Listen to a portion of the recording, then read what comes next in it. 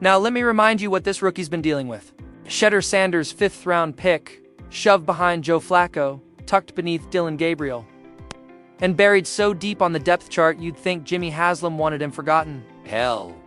If Haslam had it his way, Shedeur would be limping behind Kenny Pickett's hamstring. That's the level of disrespect we're talking about here. But on day 8, the first time the coaches threw him into the fire. Let's see what he can do against the starters. They said like they didn't already know. And boom, Shedeur lit it up. We're talking darts, lasers, precision. Against real defenders, against Myles Garrett screaming off the edge, against Denzel Ward, Greg Newsome, that whole elite Brown secondary. And while Shedeur was out there dropping dimes, guess what Dillon Gabriel was doing? Airmailing passes, chucking near picks, wasting golden boy reps with the first team offense like a kid who forgot his homework. And this is the same Dillon Gabriel the Browns drafted in the 3rd round. It's a guy who's been handed every chance, every advantage, every excuse, and still under the lights. I'm launching a giveaway like never before. Think! You know which Browns quarterback will start the first official game? Drop your prediction in the comments, hit that like button, and make sure you're subscribed because 5 lucky winners will score a free game jersey. The more videos you comment on, the better your chances. Now let's continue the video from where we left off. Let's rewind to earlier this week when Jimmy Haslam basically went public, saying he didn't even want Shedeur on the roster. And when the blowback came, he tossed Andrew Berry under the bus like he was the one who snuck the pick into the draft room. Well, guess what, Jimmy? That quote aged like spoiled milk because Shedeur Sanders just made you look like a fool in front of the whole league. Let's be real. Shedeur's outplaying Gabriel in every category that matters. More accurate, more composed, more NFL ready, and he's doing it with less.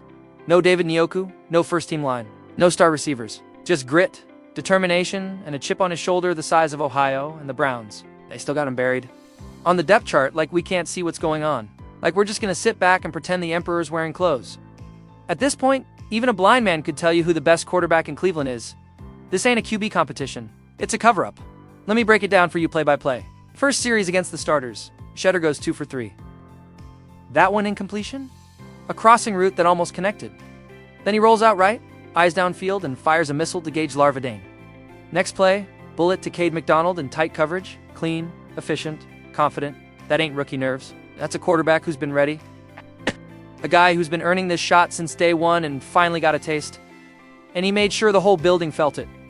Meanwhile, Gabriel got the first team reps. He got the shiny old line. He got the polished wideouts. He got the cozy setup.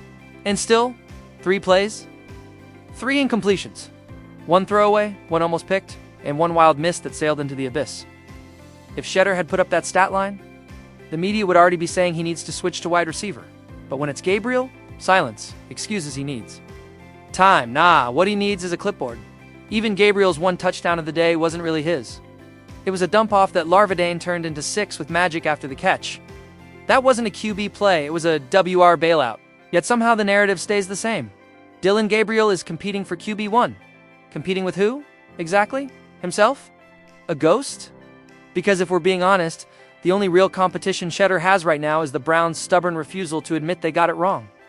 This isn't about talent. This is about pride. This is about ego. Let's stop pretending this is a fair fight. It's not. The Browns coaching staff is dealing Gabriel face cards, stacking the deck, and handing Shedeur a joker and telling him, try again, kid. And everyone watching can see it plain as day.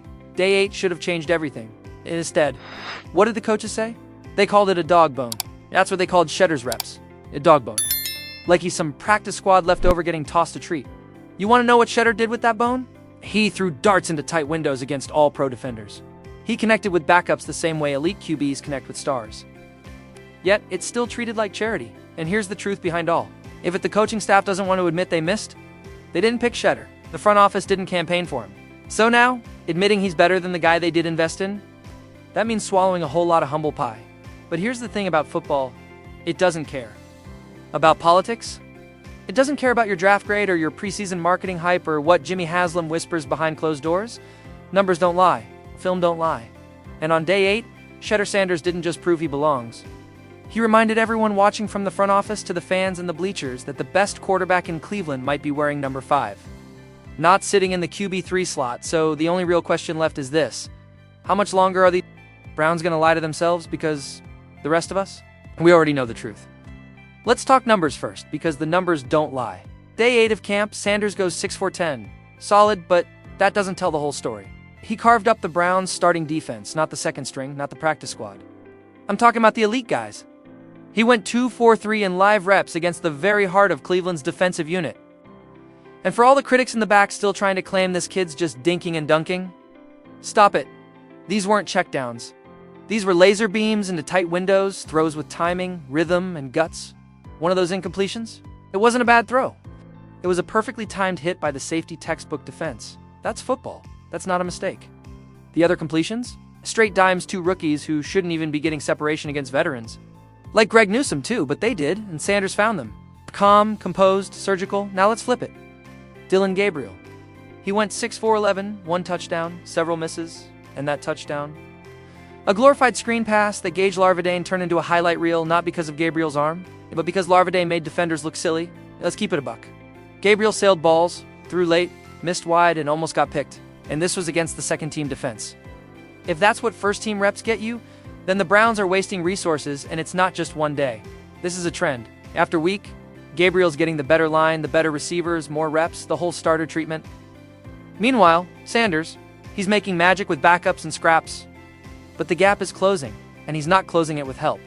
He's closing it under pressure. That's not luck. That's poise. That's leadership. That's NFL starter energy. All right, I'm launching a giveaway like never before. Think you know which Browns quarterback will start the first official game? Drop your prediction in the comments, hit that like button, and make sure you're subscribed because 5 lucky winners will score a free game jersey. The more videos you comment on, the better your chances. Now let's continue the video from where we left off. Let me paint this picture for you. If Sanders is already doing this with the second unit, what happens when he finally gets real weapons? And when he gets real time in the pocket? You think that locker room doesn't see it? You think they don't feel it?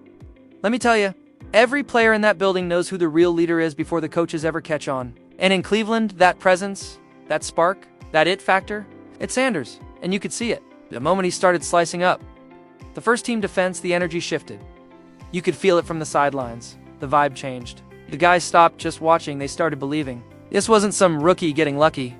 This was a quarterback taking control of a huddle, diagnosing a defense, and making throws that most rookies wouldn't even attempt, let alone complete. And he did it with receivers who are fighting for roster spots, not household names. Compare that to Dillon Gabriel again. Yeah, he got a celebration when Larvadain bailed him out on that dump off. But, be real, who were they cheering? The quarterback who checked it down under pressure? Or the receiver who made defenders miss and took it to the house? That wasn't about Gabriel. That was about Gage. Because Gabriel isn't moving the needle in that locker room. Sanders is. I'm talking about the practice squad guys. The vets. Everyone in between. They're starting to gravitate toward him. Why? Because he's composed in the chaos. He doesn't talk big, he plays big. That's what separates the pretenders from the real ones. That's not just leadership. That's franchise quarterback material. And every day the Browns ignore it. The noise gets louder. From the inside, you want to talk about denial? A few days ago, Jimmy Haslam sat in front of the media and tried to distance himself from Sanders like it was somebody else's decision. That was Andrew Berry's pick. Translation, don't blame me if this doesn't work, but after what we saw on day 8, that deflection, that weak, cowardly dodge, it might end up being the worst look of his entire ownership run because Sanders didn't just play well. He stood toe-to-toe with Cleveland's best defenders and held his ground. No excuses, no flukes, just pure football. And the guy the owner wanted to pretend he had nothing to do with? That guy's out there making the Browns look smart and Haslam look clueless? Tell me, how often do you see an NFL owner publicly back away from a rookie? While that rookie is outshining everyone ahead of him, that's not just bad optics. That's a slap in the face to the fans who know what they're watching. Haslam wasn't protecting his staff, was protecting his ego, but now the tape is out, the stats are live, and the fans are speaking. Loud social media is lit up. Fans are reposting Sanders highlights left and right. They're not just excited, they're confused. They're asking the same question. Asking right now, why is the best quarterback in Cleveland the only one not being treated like one? And here's the irony. By trying to downplay Sanders, Haslam only added fuel to the fire. And now, that fire is burning through the Browns' whole quarterback narrative. For weeks, the national media has danced around this. ESPN wants to talk. Flacco NFL Network is hyping up Gabriel. Nobody wants to touch the Sanders situation. Why? Because it breaks the formula. He's not the chosen one. He's not the big-name prospect. He wasn't supposed to be here, and yet, he's here. And he's winning. But day 8 of training camp? That was the dam starting to crack. This wasn't cleanup duty. This was full speed. 11 on 11 reps against Cleveland's top dogs. And Sanders didn't blink. He stood in, read the field, and delivered. While the media praises experience and draft status, Sanders is just out there playing better football. Period. Let's call it what it is. If Gabriel had done what Sanders just did, we'd have seen a dozen highlight reels and QB of the future headlines. But because it's Sanders? Crickets?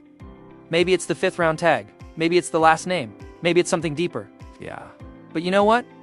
It doesn't matter anymore because this story, this moment, is too big to ignore. Browns fans see it. The players see it.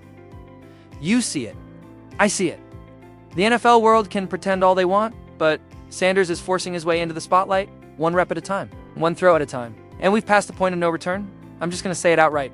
It's not if Sanders takes over as DS. The Browns starting quarterback, it's when Day 8 wasn't just a breakout, it was a message, a warning. Warning Sanders is here, and he's not waiting for permission. So while Gabriel continues to get handed opportunities he's not capitalizing on, while Flacco leans on yesterday's resume, and while Kenny Pickett's body looks like it's trying to wave the white flag, Sanders is climbing. Fast, he's not just staying alive. He's leading, he's producing, and he's earning everything the hard way. If the Browns are really serious about winning, not just selling hope, then there's only one outcome here. Whether it's mid-season or sooner, Sanders will be QB1. He's not just a name. He's not just a storyline. He's a movement. And Cleveland finally has a quarterback they can believe in. So now the question isn't, is Sanders the guy? It's, how much longer can they keep pretending he's not? Like the video? Hit that subscribe button, and I'll be back tomorrow with more fire updates. You don't want to miss what's coming next. Thanks for watching, and see you next one.